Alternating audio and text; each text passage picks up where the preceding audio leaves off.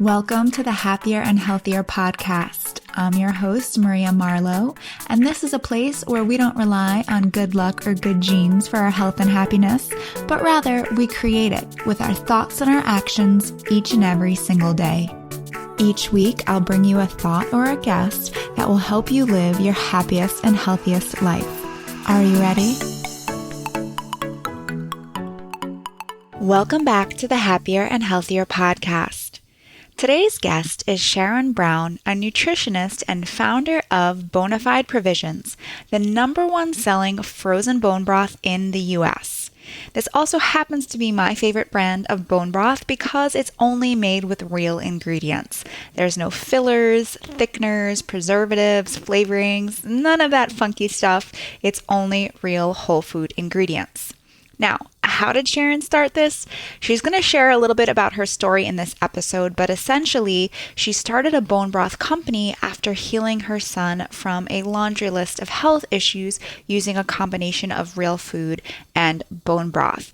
As I'm sure you know, bone broth is incredibly healing to the gut. So in this episode, we're going to talk a little bit more about that, why it is so beneficial, and we're also going to talk about gut health in general and some things that we can all do to improve our gut health. Because, as you know, if you listen to this podcast, when we heal our gut, we improve our immune system and we can improve our overall health. But it all starts with the gut. Are you interested in cooking healthier at home but don't know where to start? I'm here to help. If you want to learn how to make healthy food taste delicious at home, sign up for my brand new online cooking course, Healthy by Marlowe Cooking School. This completely digital program will teach you the skills you need to whip up flavorful, craveable, nutrition-packed meals, mostly in 25 minutes or less. You'll learn how to chop, sear, saute, roast, and steam like a pro. Unlike most cooking courses, which focus solely on technique with no regards to health, in this cooking course, we'll focus on technique, nutrition, and flavor so that you and your family actually look forward to eating healthy food. By the end of this 4-week class, you'll feel more comfortable and confident in the kitchen and leave with more than a dozen easy recipes that you can alternate and repeat. You'll even learn how to whip up a nutritious, flavorful, craveable meal with whatever ingredients you have on hand. No recipe needed. To join, head to mariamarlowe.com/cooking-school and sign up today. If you're looking to improve your health, and especially if you want to improve your digestion, you have to check out the probiotic brand Hyperbiotics. It's the most effective probiotic that I've found on the market, and it's the brand that I personally use and recommend to all of my clients. It's so effective because it's made with 15 different strains of probiotics that have been scientifically shown to benefit digestive and overall health, including weight management, reproductive health, and mood. They're also clinically shown to be 15 times more effective than the common probiotic capsules that you'll find at the health food store. Hyperbiotics has helped many of my clients and myself get rid of bloating, increase regularity, and maintain a flat stomach and healthy digestion. For being so high quality, you expect them to be super expensive, but they're extremely affordable at just $25 for a 1-month supply. Plus, you get an additional 20% off with the code HYPERMARIA. Head to hyperbiotics.com, that's HYPERBIOTICS.com, and use the code HYPERMARIA for 20% off. If you're looking for all-natural skincare products without harsh chemicals, useless fillers, or other nasty things you don't want in your bloodstream, check out Primally Pure. It's a California-based skincare line that started from a farm, so you can bet that all the ingredients are all natural yet extremely effective. I love their beauty cream, fancy face serum, and deodorant.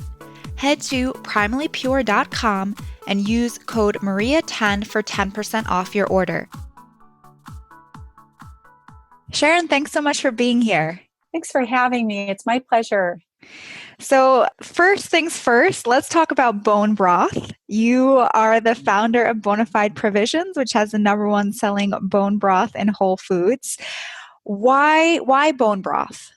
Sure. So, bone broth has been used for thousands of years by cultures all over the world. Unfortunately, it's not something that I was aware of growing up or, the first few years of my children's lives. And my story really goes back about 12 years ago. And that's when my second son, my middle son, he was about 6 years old. He had suffered from chronic sinus infections and ear infections and respiratory infections. And we were told when he was in first grade that we should put him on Ritalin for signs of ADD. And I knew that we needed to do something different for this little guy. And I came across this concept of healing through food, particularly bone broth. It was a concept from Weston A. Price and their foundation. And the idea was that bone broth had a healing effect on the gut. And I didn't have anything to lose back then. And so I decided that I was going to start incorporating bone broth and really a whole food diet approach to healing Blake and all of his symptoms. And so we started incorporating bone broth into his diet about 12 years ago. And within a year's time, we had healed him of all of his ailments that he had suffered from the time he was 6 months old using food and bone broth. And that prompted me to go back to school, get several degrees in nutrition. Then I opened a nutrition practice in Del Mar, California. And I worked with thousands of people all across the country, teaching them to heal through food. And the mainstay of my program was bone broth. And my biggest challenge at that time was getting people to make their own bone broth. And that's how we started our company, Bonafide Provisions. So that's really how bone broth came into my life and how we became a company that distributes it all throughout the nation in the frozen section. That's incredible. I always love those stories. And so often in this health and wellness space, the reason that we start these companies, get into nutrition, is from our own personal health problems. So that's incredible that you were able to heal your son like that. I'm curious, how often was he drinking the bone broth, or how often should we be having bone broth if we want to heal our gut?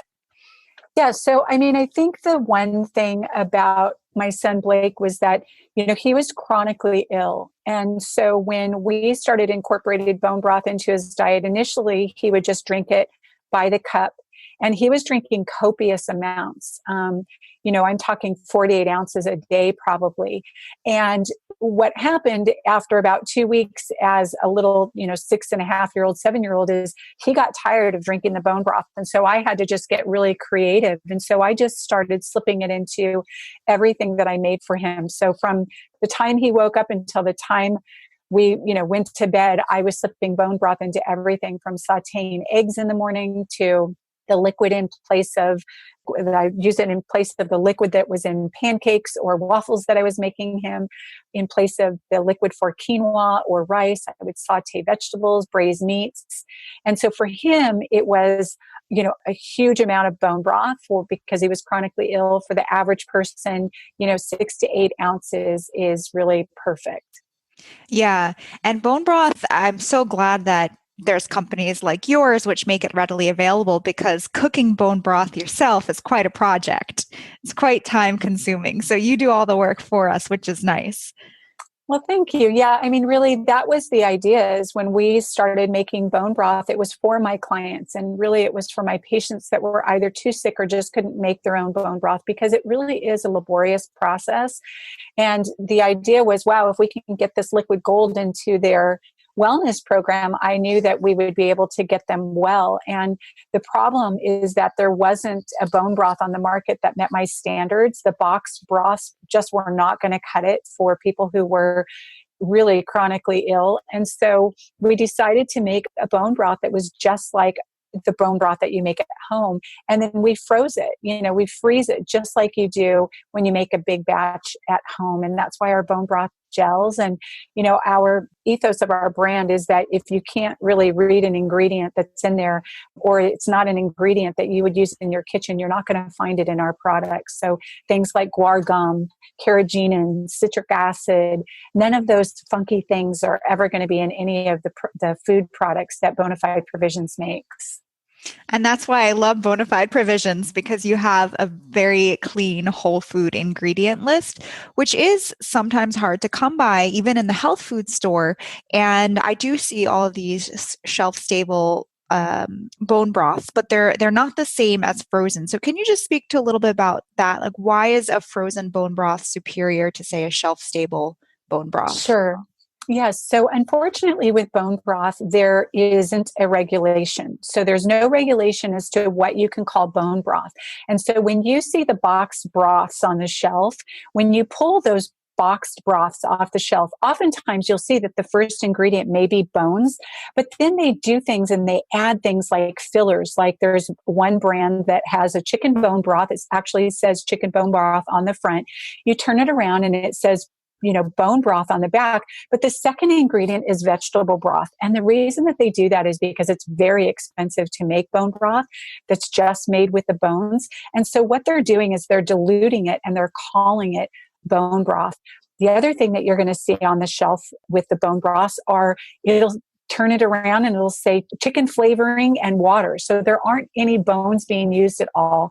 And for me as a nutritionist, that really is heartbreaking, because I know that many people have been turned on to bone broth because of the benefits behind it, and they're being fooled. And so we decided that we were going to, when we made our bone broth, we were going to make it just like you do at home, and we're going to freeze it, because when you freeze it, if you think about freezing, it really is Mother Nature's preservative. You don't have to add anything to that broth like citric acid, or put it in a box, a box, and heat it and cook it inside that box to be able to make it shelf stable. We decided to do it just like you do at home. And so that's really the heart behind our brand. It's really why the ingredients are so clean, because it was all started for people who had compromised health issues. And can we talk a little bit more about how does bone broth help and why is it so great for our gut? What is it actually doing? Yeah, that's a really great question. Why bone broth, and why is it good for our health, and what is it actually doing?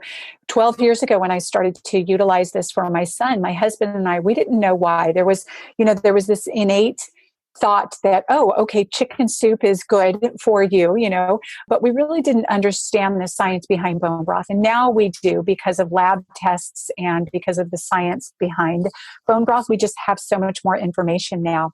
So what happens when you take bones of an animal and you cook them for long periods of time and you add apple cider vinegar, the apple cider vinegar acts like a chelator, and it pulls all the minerals, the nutrients, the collagen, the amino acids from the bones and dumps it into the broth. And that's what we refer to as bone broth or liquid gold. Specifically, the most important components of the bone broth is the collagen. It is the most bioavailable source of collagen, meaning it's most like your body's collagen. And so your body instantly recognizes the collagen in bone broth as a food source, and it uptakes it quite quickly. The second thing that bone broth does is it has amino acids, and amino acids are key for the gut lining of your gut. Now, we know that up to 70% of your immune system resides in your gut. We also know that now it's thought that almost 85% of those cells reside in your gut. And the cells that line your gut, the gut that is kind of making sure that everything stays within that gut lining, that isn't getting outside into the bloodstream, the cells that line that gut, their favorite fuel source is called L-glutamine. And bone broth is very high in L-glutamine. And when those cells come in contact with L-glutamine, they actually respond by spitting out a little bit of mucus. And what happens is that mucus can act like a sewing needle or a spackle around our gut lining to make sure that it's sealed. And so that's the science behind bone broth. And it's really less about, the idea of bone broth and more about the components and the nutritional value that's in the broth itself. Yeah, that's incredible. And I think that's a big part of the reason that bone broth has seen a resurgence in recent years is because we've all of a sudden become more interested in the gut and the microbiome. We're talking about leaky gut more often, and people are realizing just how important our gut is, not just for our digestive health, but also for our immunity and our overall health. Now, I know you also talk about ketosis and how that can be helpful for us. So, can you share a little bit more about that? Sure. It's interesting because there's so many of us practitioners who were really practicing ketosis in our nutrition practices for years before keto became a trend. And really, keto is just ketosis with, it's the abbreviated version of ketosis. And the idea of ketosis is when, most Americans who are on, or really anybody who is on a standard American diet, we fuel this body called our machine by utilizing carbohydrates. And because we are a very carbohydrate laden society, and we've been told for so many years that that old food pyramid, that the mainstay of our programs should be carbohydrates. And so when you go into a state of ketosis, you really just flip that pyramid around, upside down. And what you're doing is your fuel source is actually from fat rather than carbohydrates. So waking up in the morning, instead of getting your energy from the carbohydrates, you're waking up in the morning and your fuel source is fat. And the way that you do that is you decrease the amount of carbohydrates that you take in. It's a program that we used for years with the GAPS program. The GAPS program was a program that was created by Dr. Natasha Campbell McBride, who healed her son of autism. And it's a program that helps put your body into a state of ketosis initially so that you can start being that fat burning machine and you get all of those healthy fats to your brain. And so ketosis is something that we love to do. We love to utilize. We've used in my practice for years. And, my caution to everyone is work with a practitioner, because you want to work with somebody that can walk you through it. You won't feel well in the beginning stages of going into ketosis. And so you want to be able to work with the practitioner that can help you through the first couple of weeks, because then it can be rough.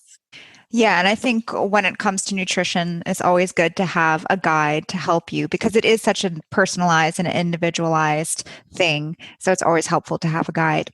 I agree. I think that I think a lot of us try to self-help and self-heal using internet. And I think that if you can get it, it's great to get all the information, right? I mean, if we had the information back 12, 13 years ago, 20 years ago, my middle son is 20, he's going to be 21 years old next month.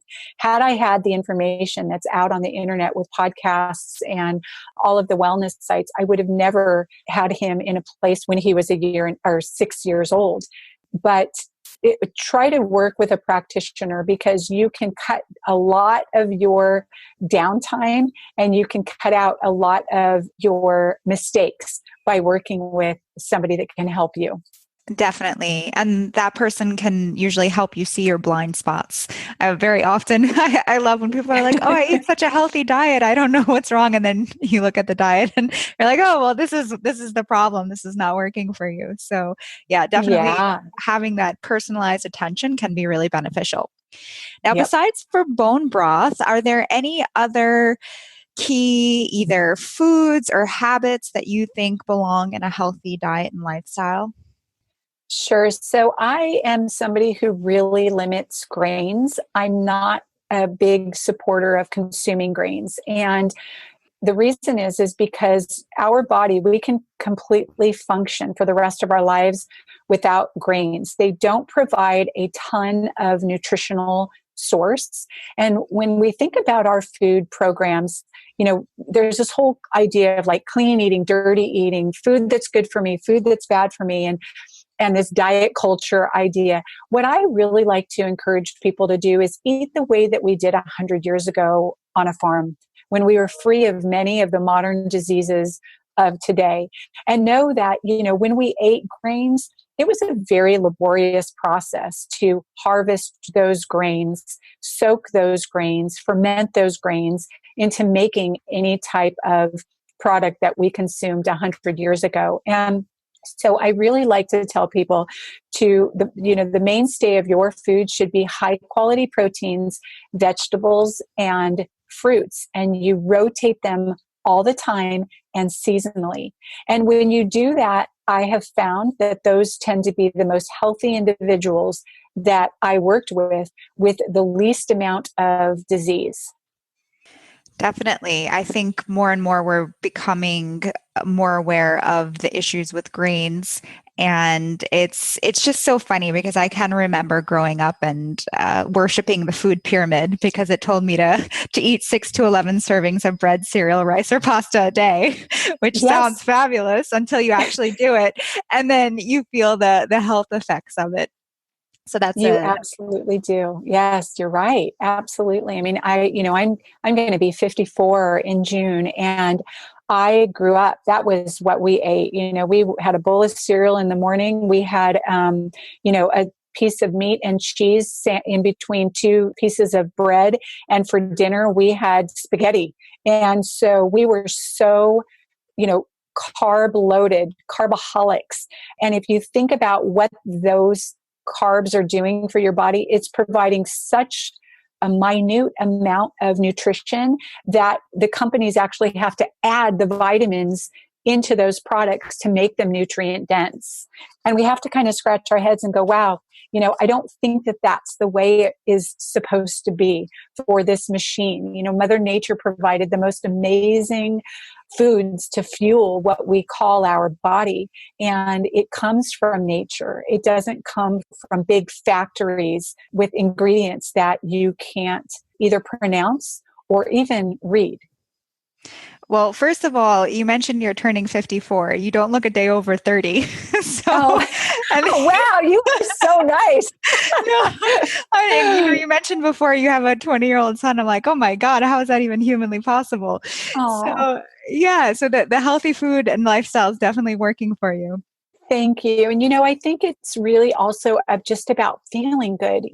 So I have 3 children. I have one who's 25, 21, and then my daughter who's 18. And the great thing is that when you start them young enough, you will have some that go through their picky stages, but you will find that this becomes their lifestyle as well. They really do start to incorporate the things that you teach them at home. I have 2 boys, one who's doing a graduate program. I have another one off at college. They're all home right now because we're self-isolating, but these boys are foodies. They cook their own food.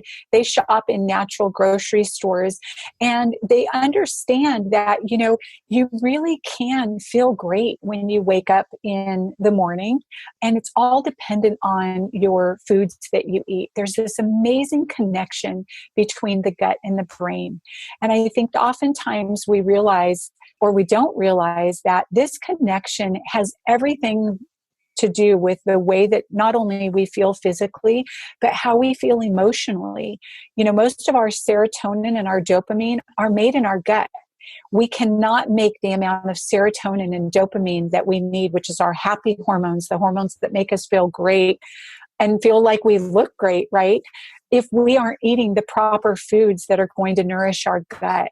And so we really do need to start thinking about the foods that we eat and how they're going to affect not only the way that we look, but the way that we feel and our outlook on life.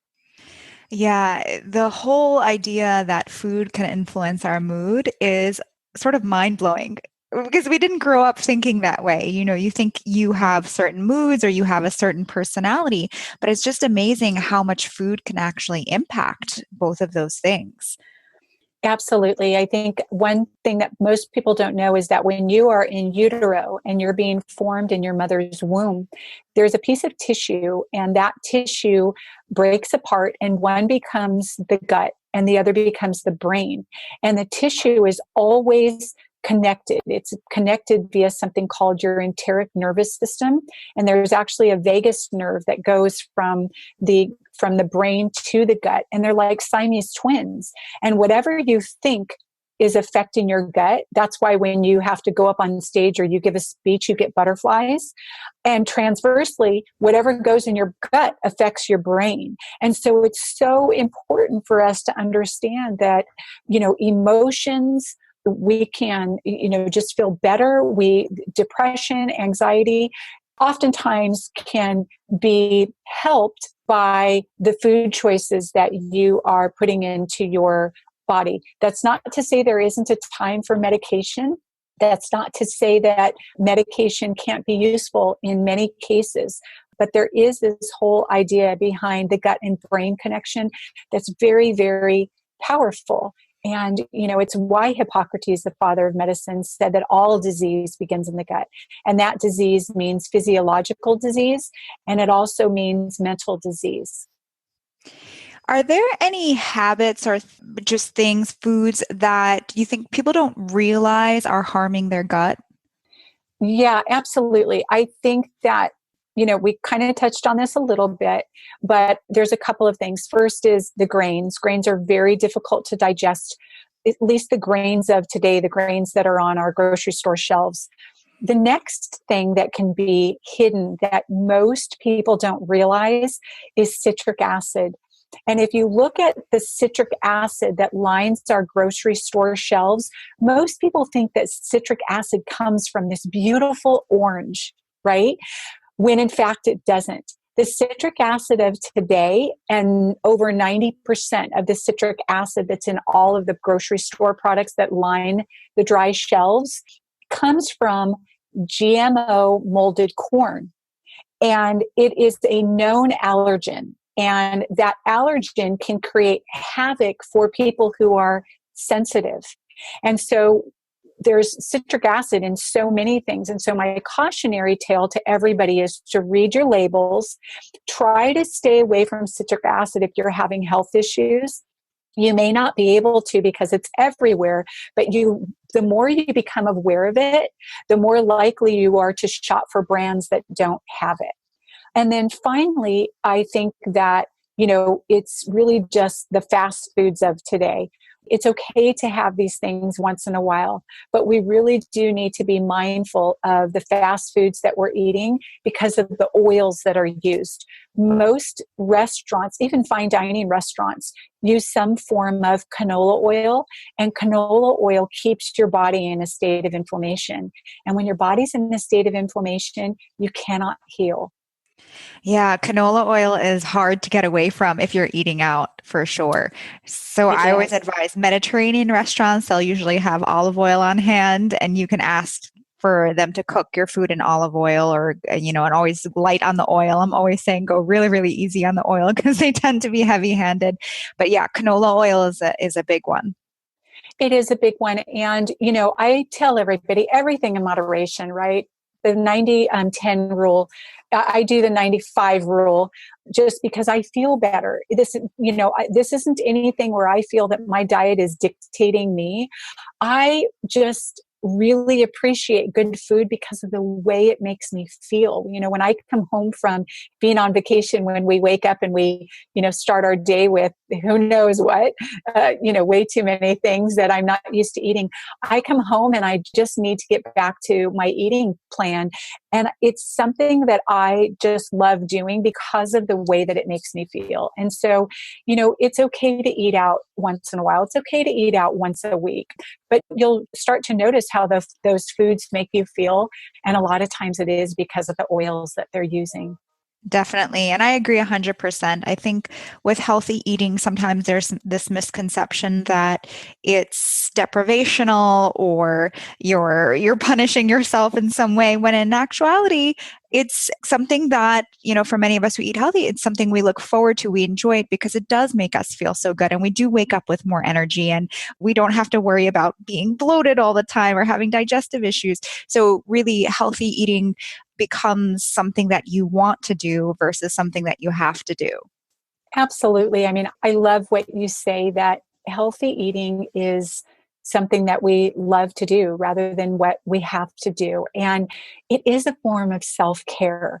It is a form of self-care because of how you feel. And if somebody can get themselves clean enough, right? If they can do a clean eating program for 6 to 8 weeks, and then they add these foods back in that may have been causing any issues for them, they will be able to experience the effect that we are talking about, how food affects your mood, how food affects your joints. When you get to be my age, 54 years old, food affects your joints greatly. And so it really is this idea of just embracing this clean eating because you want to and because it makes you just feel great. Yeah. So you mentioned citric acid earlier, but are there any other ingredients we should really be on the lookout, in particular in the health food store? Because I feel like, most of our listeners are already shopping in health food stores, eating pretty healthy. But I find when I go to the health food store, there's still some funky ingredients in a lot of these packaged foods. It's so true. You have to become an ingredient reader, but beyond that now, unfortunately, the companies have become so tricky. You really do have to do a little bit of research for products that you're consuming often. So I talked about bone broth and how many of the boxed broths aren't really bone broth. Kombucha, some of the kombuchas out on the market today are not made from the SCOBY mushroom that a traditional kombucha is made from. They're actually made from powders. They start with a powder and they become effervescent, and they become bubbly because of things that they're adding into that kombucha. And so you need to really become a label reader, and you just want to stay away from things that you wouldn't have in your kitchen. So guar gums and carrageenan, any of the gums that you're seeing, those are thickeners, and those are ingredients that will make products creamier, but you don't need them in your diet. And you will be able to find right next to that product with all of the guar gums and carrageenan a product that's free of it. So support those brands that are doing the right thing and bringing ingredients to your family and your home that make sense and are ingredients that are real ingredients that you would find on your kitchen table and in your homes.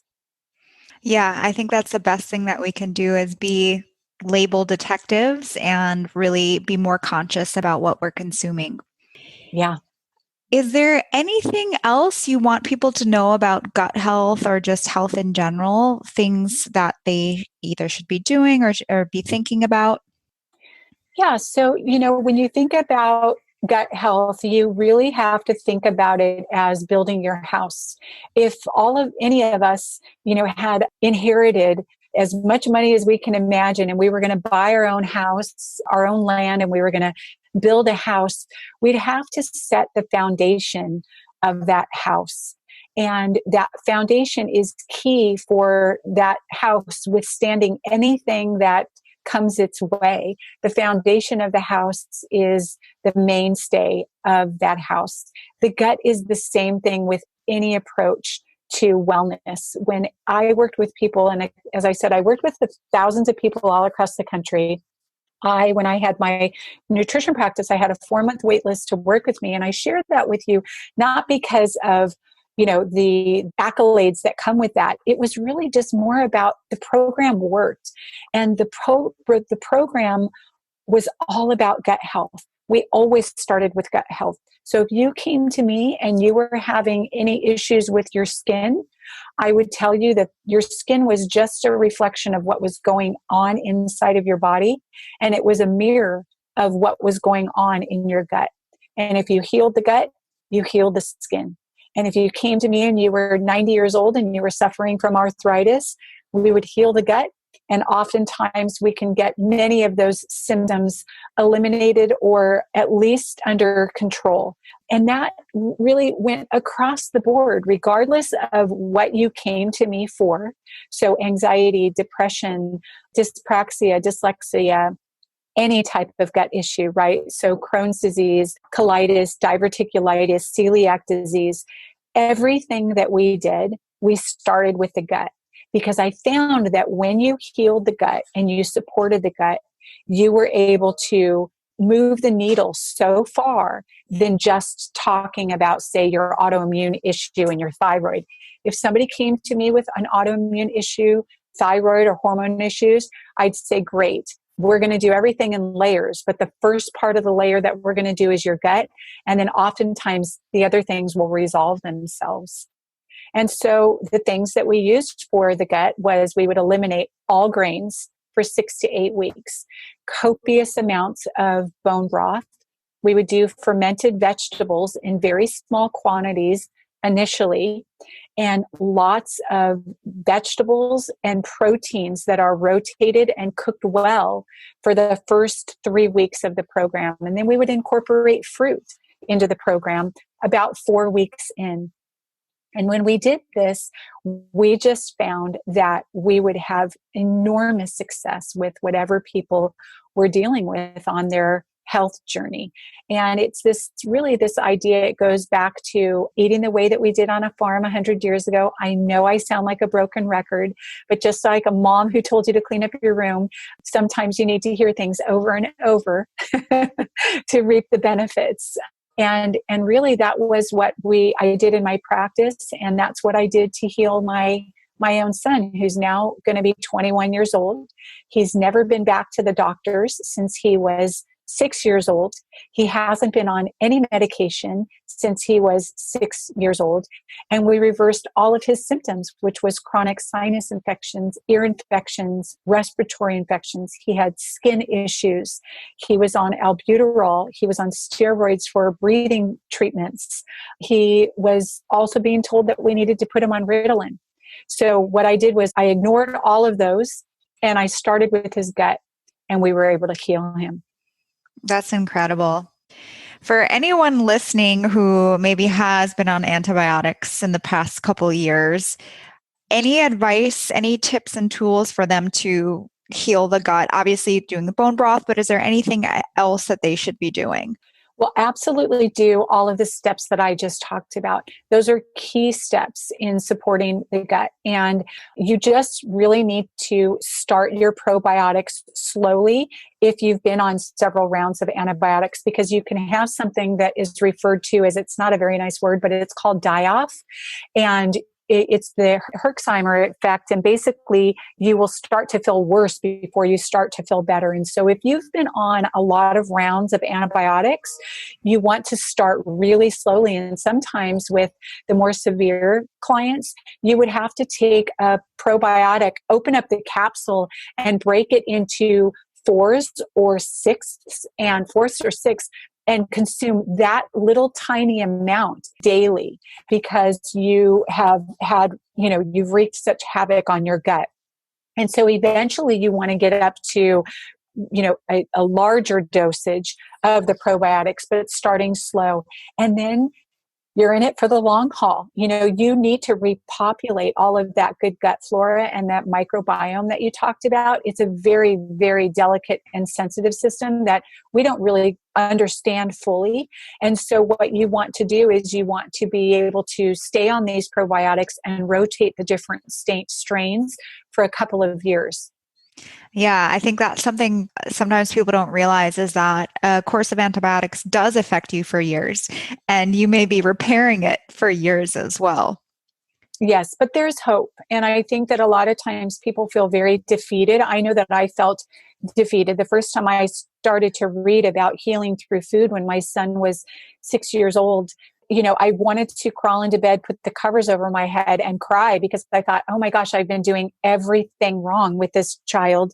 And, and then I just rallied and I realized that it was going to take a while and we were going to do baby steps and we were going to stick with the program.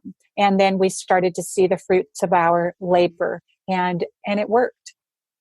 And that's the amazing thing. Our bodies are incredibly resilient. So no matter what we do to them, they're always ready to bounce back. And if we provide the nourishment and the inputs, it will heal itself. Our body is resilient. And that is a great thought to remember. You don't have to think about what you ate or what you did yesterday. Today is a new day, and you really can start supporting your health and your gut now. And baby steps. Take baby steps. Don't be hard on yourself, and just start incorporating the things that we talked about. And you'll find eventually, in 3 months' time, that you've completely revamped the way that you eat, and you'll start to reap the benefits of that. Yes. Well, thank you so much for all your tips and advice today. One last question. If you can leave our listeners with just one tip for how they can live a happier and healthier life, what would that be? That's a great question. I love that. What I like to do, I think everybody is a little bit different. And I think we get so rushed in our days, and we all have been told about self-care. And I am the biggest, I guess, hypocrite when it comes to this, because I talk about self-care and then I forget to do it. And one of the things that I have found that's really helpful is I pray throughout the day. So whether you are a person who meditates or prays, what I have started to do is I start to set my alarm clock on my phone, and I'll set it every 3 hours. And what I'll do is I'll receive the alarm on my phone. And once the alarm goes off, I'll take about 2 minutes just to center myself, pray for where I am and what I'm trying to accomplish. You can do the same thing if you're a meditator, but just to take a minute to take a breath throughout our day. We won't self-remind. We need that timer, but I have found that when I do that, I become so much more productive.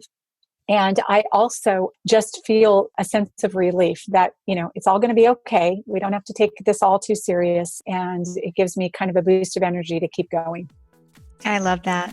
Well, thank you so much, Sharon. And if you guys want to learn more about Sharon's company, Bonafide Provisions, you can check them out on Instagram or their website, which is just bonafideprovisions.com. Great. Thank you so much for having me, and proud of all of you on your wellness journeys. You can do it.